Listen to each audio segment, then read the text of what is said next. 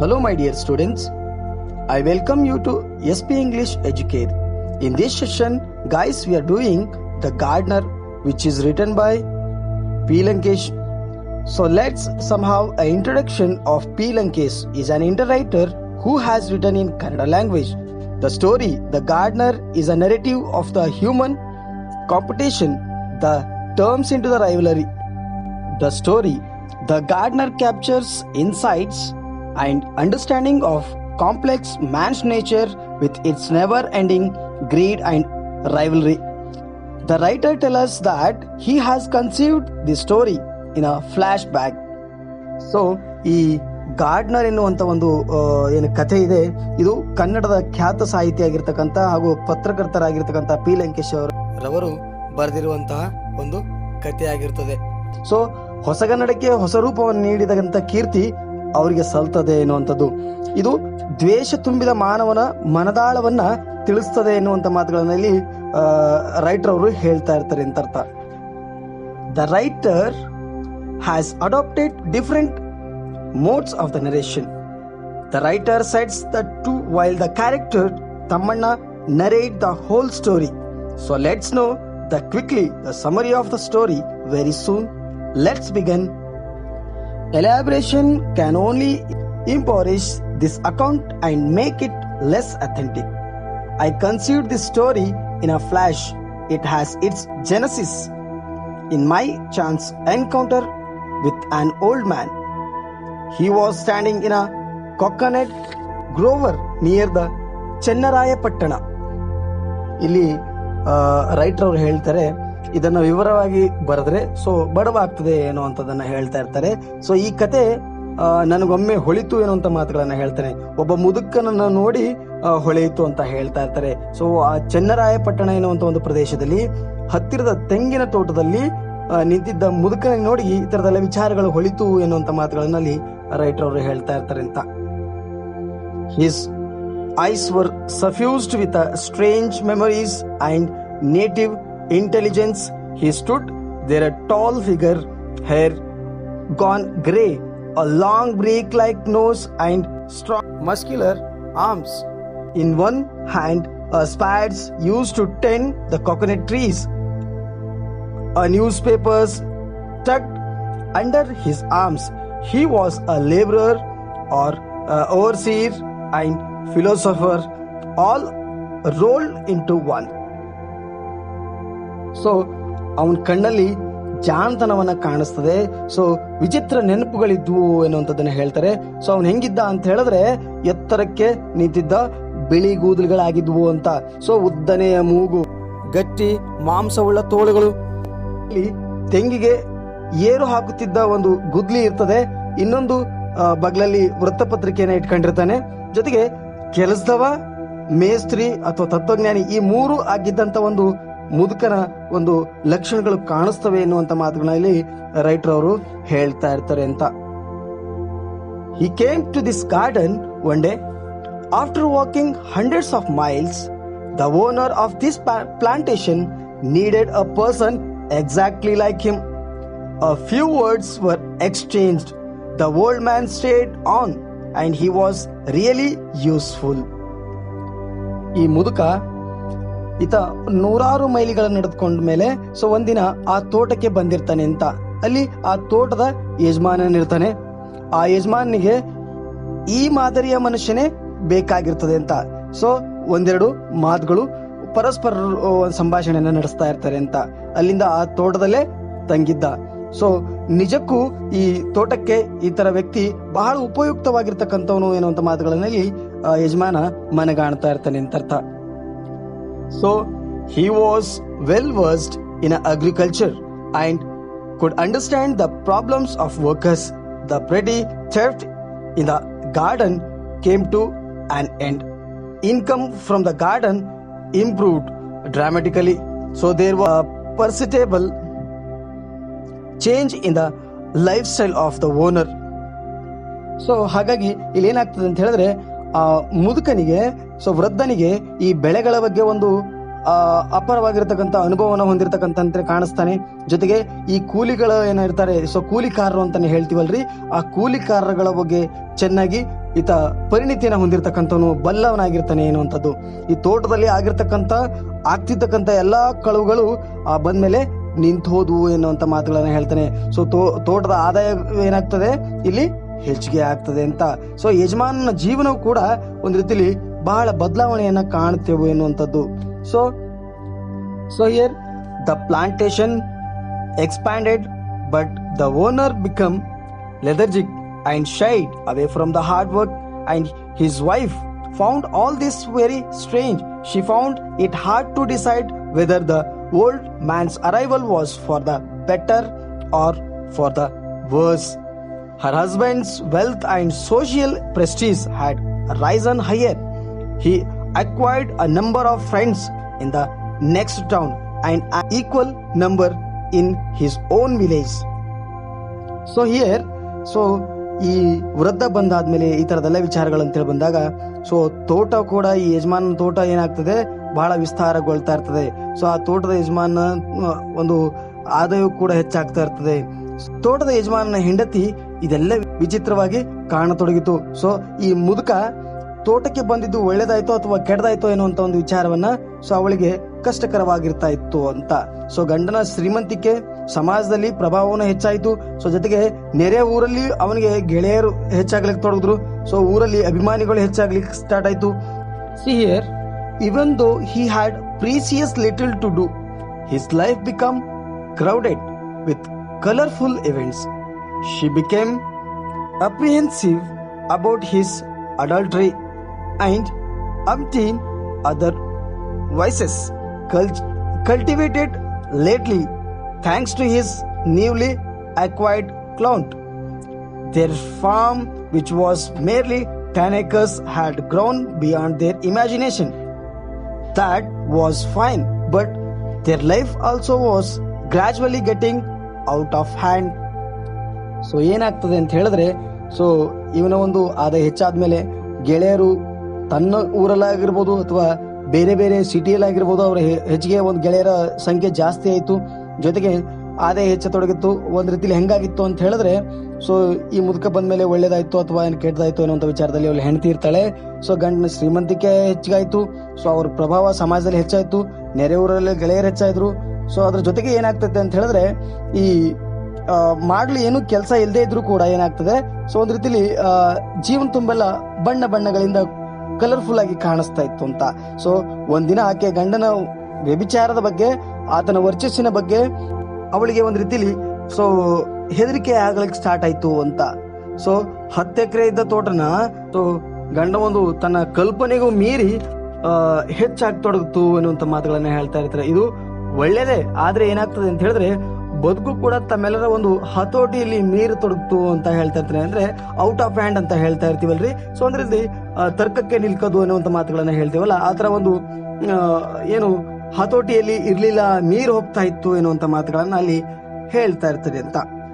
So here when she was in a fix like this, one day the old man met Har and behaved as though he knew all about her flight, and he smiled at her and brought down the offering of tender coconuts from the nearby tree. He sat on the embankment of the well. She had no alternative and she sat next to him. The sun was slipping away into the western horizon. His rays were reaching the walls of the well through the foliage of the coconut, mangoes and jackfruit trees. So here ಅಲ್ಲಿ ಏನಾಗ್ತದೆ ಅಂತ ಹೇಳಿದ್ರೆ, ಈ ತರದೆಲ್ಲ ವಿಚಾರಗಳನ್ನ ಮನಗಾಣತಕ್ಕಿಂತ ಯಜಮಾನನ ಹೆಂಡತಿ ಅವಳಿಗೆ ಒಂದ್ ರೀತಿಲಿ ದಿಕ್ಕೇ ತೋಚದಂತೆ ಆಗ್ತದೆ. ಸೊ ಇಲ್ಲಿ ದಿಕ್ಕು ತೋಚದ ಸಂದರ್ಭದಲ್ಲಿ ಆಕೆಯ ಅಂದ್ರೆ ಈ ತೋಟದ ಯಜಮಾನನ ಹೆಂಡತಿಯ ಅಳಲು ಅಥವಾ ಅವಳ ಅವಸ್ಥೆ ಗೊತ್ತಾದವನಂತೆ ಒಂದಿನ ತೋಟದ ಮುದುಕ ಆಕೆಯನ್ನ ಕಂಡ. ತನ್ನೊಂದಿಗೆ ಎಂದೂ ಮಾತಾಡದ ಮುದುಕ ತೋಟದಲ್ಲಿ ಅವಳಲ್ಲಿದ್ದಲ್ಲಿಗೆ ಬಂದು ಮುಗುಳ್ನಕ್ಕೂ ಆಕೆಗೆ ಎಳ್ಳೂರನ್ನ ಇಳಿಸ್ಕೊಟ್ಟ. ಸೊ ಬಾವಿಯ ದಂಡೆಯ ಮೇಲೆ ಕೂತ ಆಕೆಗೆ ಬೇರೆ ಮಾರ್ಗ ತಿಳಿಯದೆ ಅವನ ಹತ್ತಿರ ಕೂತಳು. ಸೊ ಈ ಸೂರ್ಯ ಪಡುವಲದತ್ತ ಜಾರುತ್ತಿತ್ತು. ಕಿರಣಗಳು ತೆಂಗು, ಹಲಸು, ಮಾವಿನ ಮರದ ಮೂಲಕ ಬಾವಿಯ ದಂಡೆಗೆ ತಂಪಾಗಿ ತಾಗುತ್ತಿದ್ವು ಎನ್ನುವಂಥ ಮಾತುಗಳಲ್ಲಿ ಲೇಖಕರು ಹೇಳ್ತಾ ಇರ್ತಾರೆ ಅಂತ. So here the old man began his narrative. So thing is that the owner's wife and as well as the Tammanna, both of them, they are going to sat in a particular place. At the moment he is going to narrating, he is going to start a narration of his story. So in a far off place once there was a man called Tammanna. He had everything: 10 acres wetland, a comfortable house, people to ready to do his bindings, and the most important among all his possessions was his rival ಸಂಗೋಚಿ. So ಇಲ್ಲಿ ಆ ಮುದುಕ ಏನ್ ಮಾಡಿರ್ತಾನೆ, so ಇಬ್ರು ಒಂದು ಪ್ರದೇಶದಲ್ಲಿ ಕೂತ್ಕೊಂಡಾಗ ಇವನು ಒಂದು ಕಥೆನ ಹೇಳಲಿಕ್ಕೆ ಪ್ರಾರಂಭವನ್ನ ಮಾಡ್ತಾನೆ. ಸೊ ಅವನು ಹೇಳ್ತಾನೆ, ಒಂದೂರಲ್ಲಿ ತಮ್ಮಣ್ಣ ಎನ್ನುವಂತ ಒಬ್ಬ ಮನುಷ್ಯನಿದ್ದ ಅಂತ ಹೇಳ್ತಾ ಇರ್ತಾನೆ. ಸೊ ಆತನಿಗೆ ಬದುಕಲಿಕ್ಕೆ ಎಲ್ಲವೂ ಇತ್ತು. ಸೊ 10 ಎಕರೆ ಗದ್ದೆ ಇತ್ತು, ಅಚ್ಚುಕಟ್ಟಾಗಿರ್ತಕ್ಕಂಥ ಮನೆ ಇತ್ತು. ಸೊ ಅವನ ಮಾತುಗಳು ಕೇಳ್ತಕ್ಕಂಥ ಜನ ಇದ್ರು, ಅವರು ಪಡೆದಿದ್ದೆಲ್ಲಾ ವಿಷಯಗಳನ್ನ ಮುಖ್ಯವಾದದ್ದು ಅನ್ನುವಂಥದ್ದು. ಸೊ ಜೊತೆಗೆ ಅವನ ಒಬ್ಬ ಪ್ರತಿಸ್ಪರ್ಧಿ ಇದ್ದ. ಅವನು ಯಾರು ಅಂತ ಹೇಳಿದ್ರೆ ಸಂಗೋಚಿ ಎನ್ನುವಂತ ಮಾತುಗಳನ್ನ ಹೇಳ್ತಾ ಇರ್ತಾನೆ. ಅಲ್ಲಿ ಅವನ ಪ್ರತಿಸ್ಪರ್ಧಿ, ರೈವಲ್ರಿ ಅಂತ ಹೇಳ್ತೇವಲ್ರಿ, ಪ್ರತಿಸ್ಪರ್ಧಿ ಅಂತ ಹೇಳಿದ್ರೆ ಅವನ ಹೆಸರು ಸಂಗೋಚಿ ಎನ್ನುವಂತ ಮಾತುಗಳನ್ನ ಹೇಳ್ತಾ ಇರ್ತಾನೆ ಅಂತ. After presiding this far the old man started fumbling for the words as though he had committed a mistake. She was listening. She felt like going away, saying, "All this is none of my concern." However, unwilling to hurt the old man, she continued to sit there quietly. The old man went on. No, his name was not Sangochi. It was Basavaya. He expressed his amazement at how facts take on such a varied guises when they are narrated as fiction. So here ಆ ಮುದುಕ ಏನ್ ಮಾಡಿರ್ತಾನೆ ಅಂತ ಹೇಳಿದ್ರೆ, so ಇನ್ನೂ ಹೆಚ್ಚಿಗೆ ಒಂದು ಕಥೆಯನ್ನ ಹೇಳಲಿಕ್ಕೆ ಪ್ರಾರಂಭವನ್ನ ಮಾಡ್ತಾ ಇರ್ತಾನೆ. ಸೊ ಆ ಮುದುಕ ತಪ್ಪು ಹೇಳಿದವನಂತೆ ಒಂದ್ ರೀತಿಯಲ್ಲಿ ಚಿಂತೆ ಮಾಡ್ತಾ ಇರ್ತಾನೆ ಅಂತ. ಆಕೆ ಕೇಳ್ತಾ ಇದ್ಲು, ಸೊ ಇದೆಲ್ಲ ನನ್ಗೆ ಯಾಕೆ ಹೇಳ್ತಾ ಇದ್ದ ಎನ್ನುವಂತ ಮಾತುಗಳನ್ನ ಹೇಳ್ತಾ ಇದ್ದ. ಆದ್ರೆ ಒಂದೇನು ಅಂತ ಹೇಳಿದ್ರೆ, ಪಾಪ ವಯಸ್ಸಾಗಿದ್ದ ಮುದುಕ ಸೊ ಏನಾದ್ರೂ ಮನಸ್ಸಿಗೆ ಬೇಜಾರು ಮಾಡ್ಕೊಳ್ಬಹುದೇನೋ ಅಂತ ವಿಚಾರದಲ್ಲಿ ಇದ್ಕೊಂಡು, ಸೊ ಅವಳೇನ್ ಮಾಡಿರ್ತಾಳೆ ಅಂತ ಹೇಳಿದ್ರೆ ಮುದುಕನ ಮಾತುಗಳನ್ನ ಹಂಗೆ ಮುಂದುವರ್ಸ್ಕೊಂಡು ಹೋಗ್ತಾ ಇರ್ತಾಳೆ ಅಂತ. ಸೊ ಅವನು ಹೇಳ್ತಾ ಇರ್ತಾನೆ, ಸೊ ಆತನ ಹೆಸರು ಸಂಗೋಚಿ ಅಲ್ಲ ಎನ್ನುವಂತ ಮಾತುಗಳನ್ನ ಹೇಳ್ತಾ ಇರ್ತಾನೆ. ಸೊ ಹೀಗೆ ನಡೆದಿರ್ತಕ್ಕಂತ ವಿಚಾರಗಳನ್ನ ಹೇಳ್ತಾ ಇರ್ತಾನೆ. ಸೊ ಅದು ಹೆಂಗ ಅಂತ ಹೇಳಿದ್ರೆ, ಕಥೆಯ ಮೂಲಕ ಅದು ಬೇರೆ ಬೇರೆ ವಿಷಯಗಳನ್ನ ತಟ್ಕೊಂಡು ಕಥೆಯನ್ನ ಪ್ರಾರಂಭವನ್ನ ಮಾಡ್ತಾ ಇದ್ದ. ಅದು ಒಂದು ಅದ್ರ ಮೂಲನೇ ಬೇರೆ ಕಡೆ ಹೋಗ್ತಾ ಇತ್ತು ಎನ್ನುವಂತ ಮಾತುಗಳನ್ನ ಅಲ್ಲಿ ಹೇಳ್ತಾ ಇರ್ತಾನೆ. ಸೊ ಏನೇ ಇರ್ಲಿ, ಅವನೇನು ಹೇಳ್ತಾನೆ ಅಂತ ಹೇಳಿದ್ರೆ, ಅವನ ಹೆಸರು ಬಸವಯ್ಯ ಅಂತ ಇಟ್ಕೊಳ್ಳೋಣ ಅಂತ ಹೇಳ್ತಾ ಇರ್ತಾನೆ. So here let that be let us assumed his name was Basavaya. He was Tammanna's rival. If Tammanna bought 4 more acres adjacent to his land, Basavaya also followed suit.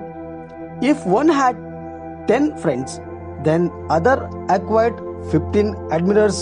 To begin with, all this looked like healthy competition. However, gradually it rose to such a pitch that there was no land left in a village for them to buy. All the land belonged to either Tammanna or Basavaya.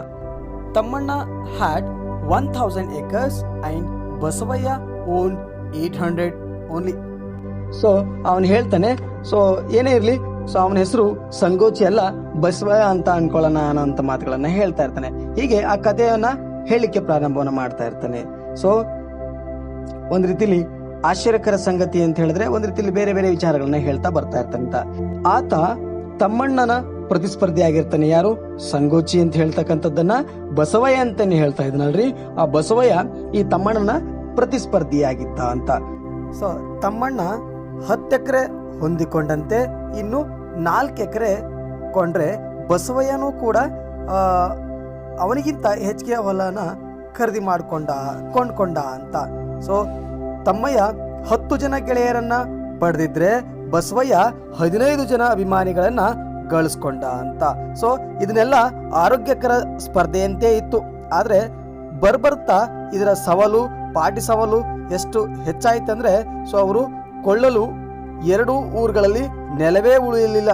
So ಎಲ್ಲವೂ ತಮ್ಮಣ್ಣ ಮತ್ತು ಬಸವಯ್ಯನ ಸ್ವತ್ತಾಗಿತ್ತು ಅಂತ. ತಮ್ಮಣ್ಣನದು 1000 ಎಕರೆ ಆದರೆ ಬಸವಯ್ಯನದು 800 ಎಕರೆ ಆಗಿತ್ತು ಅಂತ. Basavayya could not tolerate this. He sent word to the Tammanna asking him to sell 200 acres. Tammanna did not agree. He was prepared to buy all the land that belonged to Basavaya. So Basavaya was mad with rage. Went along with his people and acquired 200 acres of the Tammanna's land forcibly. A fence was built around the land. Tammanna could not tolerate this invasion. ಒಂದು ರೀತಿಲಿ ಹೆಂಗ ಅಂತ ಹೇಳಿದ್ರೆ, so ತಮ್ಮಣ್ಣನ ಕಡೆ 1000 ಎಕರೆ ಹೊಲ ಇರ್ತದೆ, so ಬಸವಯ್ಯನ ಕಡೆ 800 ಎಕರೆ ಹೊಲ ಇರ್ತದೆ. ಸೊ ಈ ಬಸವಯ್ಯನಕ್ಕಿಂತ ಏನಾಗ್ತದೆ 200 ಎಕರೆ ಹೊಲ ತಮ್ಮಣ್ಣನ ಕಡೆ ಇರೋದ್ರಿಂದ ಒಂದು ರೀತಿಲಿ ಇವನಿಗೆ ಬಸವಯ್ಯನಿಗೆ ಸಹಿಸ್ಕೊಳ್ಳಿಕ್ಕೆ ಕಷ್ಟವಾಯಿತು ಅಂತ. ತನಗೆ ಕೂಡ್ಲೆ 200 ಎಕರೆ ಜಮೀನು ಮಾರಬೇಕು ಅಂತ ಹೇಳಿ ತಮ್ಮಣ್ಣನಿಗೆ ಅವನ ಬೆಂಬಲಿಗರ ಮೂಲಕ ಒತ್ತಾಯವನ್ನ ಮಾಡ್ತಾನೆ. ಯಾರು? ಬಸವಯ್ಯ. ಸೊ ಆ ಬೆಂಬಲಿಗರು ಅವನ ಮನೆಗೆ ಹೋದ ತಕ್ಷಣ ಆತ ತಮ್ಮಣ್ಣ ಕೂಡ ಏನ್ ಹೇಳ್ತಾನೆ ಅಂತ ಹೇಳಿದ್ರೆ, ನೀನ್ ಇಡೀ ಜಮೀನಲ್ಲಿ ನಾನೇ ಇಟ್ಕೊಳ್ತಾ ಇರ್ತೀನಿ ಅಂತ ಹೇಳಿ ಕಳಿಸ್ತಾ ಇರ್ತಾನೆ. ಸೊ ಅವನ ಬಸವಯ್ಯನ ಮಾತಿಗೆ ಇದನ್ನ ತಿರಸ್ಕಾರ ಮಾಡಿ, ನಿನ್ನ ಎಲ್ಲಾ ಹೊಲ ಗದ್ದೆಗಳು ಕೂಡ ನಾನೇ ಖರೀದಿ ಮಾಡ್ತೇನೆ ಅನ್ನುವಂತ ಮಾತುಗಳನ್ನ ಬಸವಯ್ಯ ತಿಳಿಸ್ತಾ ಇರ್ತಾನೆ ಅಂತ. ಸೊ ಇದನ್ನ ಕೇಳ್ತಕ್ಕಂತ ಬಸವಯ್ಯ ಏನ್ ಮಾಡಿರ್ತಾನೆ ಅಂತ ಹೇಳಿದ್ರೆ, ಬಹಳ ಒಂದ್ ರೀತಿಲಿ ಕೆಂಡಾಮಂಡಲ ಆಗ್ತಾನೆ ಅಂತ.